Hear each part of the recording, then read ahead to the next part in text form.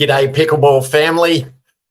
First thing to know as I share my screen here with you is interesting further developments in the Pickleball Tour Wars as shared by Johnny 5.0 on Twitter. Pickleball Tour Wars fallout looking a bit more clear tonight. Major implications. Rumbling so far. Owners fighting to keep all of the best talent together. Might not be totally happy with the new MLP PPA teams. We may see key leadership changeover. Watch that space for further developments in the Pickleball Tour Wars. Second thing to know as I move over to an excellent article by the team at nmlpickleball.com. The 5 takeaways from the Cincinnati Open held by the PPA and the New Jersey Open held by the APP over the recent weekend. Let's move into the key highlights. Number 1 was Ben John's 100th title medal. We've used quite a few words to express the same sentiment with respect to Ben's dominance in pro pickleball over the recent months. Although he didn't find a way to a triple crown this past weekend, he did hit the mark of winning his 100th title on the PPA Tour after his men's doubles win on Sunday. PPA and Yola did their best to make a big deal out of this, including Yola selling a special edition gold Perseus paddle for a measly $1,000. As great as Ben is, and as much as humans love big round milestone numbers, it's hard to get all that excited over the 100 titles for Ben. It's undoubtedly an impressive feat, but when we're still in these infancy stages of pickleball, there's nothing really to compare Ben to. He is the gold standard for men's pickleball, but the fact he has 100 titles on a pro tour that's only been around for literally a few years is meh for me. Every sport has to start somewhere, and the standard for greatness always begins with someone. However, I have trouble with getting on board making such a big deal of basically meaningless milestones. I'm also getting more and more bothered by how often GOAT, that is greatest of all time, is used across all professional sports these days. It's particularly bothersome for me in the sport of pickleball. It feels like we're unnecessarily pumping up the status of these players in a pro sport that has really only been pro for less than 5 years. Good for Ben. 100 titles is extraordinary. Let's move on. Number 2 takeaway, the Kawamoto sisters are still underappreciated. Nobody is consistently both called underrated while probably still being underrated more than the Kawamoto sisters. The twins made another championship Sunday this weekend and reached the final in dominant fashion with a quarterfinal win over Lacey Schneemann and Leah Jansen and a win over Anna Bright and Megan Dizon as well. This was Jackie's 5th championship Sunday in the last 9 events. More often than not, when Jackie is playing, she is making the final in women's doubles. Jade, who is seen as a lesser player than her sister, is also an elite player and was coming off a Kansas City tournament open where she picked up 2 bronze, which included beating her sister in the bronze medal match. The Kawamoto's success is in large part due to their consistency, and we know a big part of pickleball is making less errors than the other team. What's impressive with the Kawamotos, though, is that despite neither sister having what one would consider to be elite power, they seem to be able to find ways to generate offense consistently. It's necessary that players continue to evolve in this ever-changing game, and it appears that both sisters have worked on improving ways to find offense. Number 3 takeaway was Alison Harris's Wally Pip weekend. Alison Harris has been making waves for the past 3 months, mostly on the APP Tour.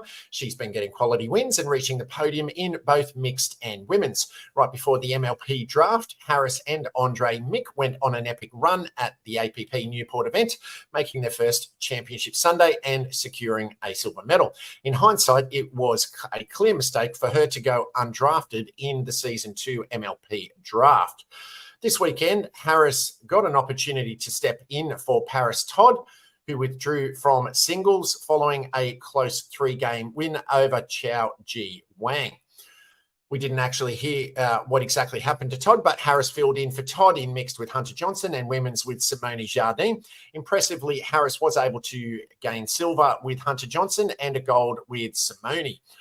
The Wally Pitt reference is obviously in jest, as Harris is not going to be supplanting the well-established 2023 partnerships that she subbed in for. Regardless, it was a big opportunity for Harris, and she took full advantage of the situation. Assuming MLP operates in Season 2 as it did in Season 1, Harris will have to be at the top of the list for any teams looking to make a switch after the first event or who might need a sub for whatever reason. Point number 4, more PPA chalk. The PPA was extra chalky this weekend as the finals all featured the top 2 seeds, except for the 6th seeded non-full-time playing Kawamoto sisters, making the women's doubles finals. Outside of Staxrud beating Ben Johns in a very impressive and entertaining men's singles final, the top seeds won all championship Sunday matches. This is in part how racket sports operate, as we saw with Novak Djokovic winning another major title on Sunday in the US Open, but it still leaves the question of how entertaining the PPA can be next year if this talent division does end up happening. Ben and Anna Leigh already dominate the sport, but now how entertaining will it be if most of their competition is gone? Catherine Parento and Anna Leigh Waters are already unbeatable, but if all of their main competition is in MLP next year, what will women's doubles look like? And an edit added here, Thomas Wilson and Vivian David played in the final as well as the 6th seed. The point still stands. And point number 5 here, Staxrud on top. Federico Staxrud finally broke through against Ben Johns in singles on Sunday, denying Ben another triple crown. It's been a tough go for Staxrud to match up against Ben this year. So it had to feel good for the tour's second most consistent player to finally get it done.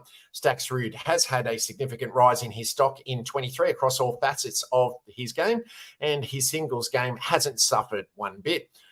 With how much volatility is out there in singles draws, Staxrud finds a way to be in that podium mix pretty much every PPA event. Even if he's not making it to every championship Sunday, the limited number of upsets that he has suffered speaks to an impressive level of consistency that's hard to come by in singles. Staxrud was inches away from knocking off Ben and Colin Johns in the men's doubles with Pablo Tellez as well. The mixed results haven't been there as much for Staxrud, but bringing this level of play to singles days, despite playing at a high level in all 3 events, is no small feat. Staxrud has been grinding the pro scene since the beginning of 2022 and is showing no signs of slowing down anytime soon. And as a bonus, Zane Navratil also appeared on the NML podcast, giving some spicy We Are Zane to come on the podcast to talk about the 2 awards after seeing that his Pickle Pod episode was not released, and he obliged. Zane wasn't shy to express some of the issues he has had with the PPA, and he provided thoughtful responses on a number of different aspects on the 2 awards topic. I highly recommend you go and check that out. Third thing to know, and if you're finding this helpful and informative, please go and dink that like button. As reported in the Dink Pickleball, the Dink has announced that the APP has invited collegiate pickleball teams from across the country to play in a new event. The APP Tour has told us that last week their 2024 schedule would look a little different than previous years, and that's now come to pass. They've announced their first signature event, a collegiate-focused tournament in January. The inaugural APP US Collegiate Championships and Midwest Open will be held January 3 through 7 at the Grand Park Sports Complex in Westfield, Indiana. Registration opens September 14. Full registration, here are the key details. The event will be nationally televised. Top college pickleball teams from across the nation will go head-to-head. There will be $50,000 in prize money on the line, and it will be a first team-style competition at an APP event with rally scoring. According to the APP press release, each team will be comprised of a minimum of 4 players, 2 men and 2 women, and a maximum of 6 players, 3 men and 3 women. Matches from pool play through the finals will be won by 1 and consist of singles, doubles, and mixed doubles. Scoring will follow the every pickle point counts scoring system, where the scoring for the match wins is cumulative, with bonus points bonuses for games won. Alongside the 2024 APP US Collegiate Championships, the APP will host APP Midwest Open for players of all ages and skill levels. The event will also feature a pro wildcard playoff, guaranteeing pro champions a wildcard entry into a designated 2024 APP Tour event. The amateur brackets will follow the traditional APP double elimination format for singles, doubles, and mixed doubles comps. Amateur and wildcard pro play registrations for the event will open September 14 on pickleballbrackets.com. Fourth thing to know, as we come across, waiting for it to catch up there, is that Duper has announced that it is proud to have partnered with Court Reserve, the court reservation system, to transform the pickleball experience. Court Reserve has officially gone live with its integration with Duper on its Court Reserve platform.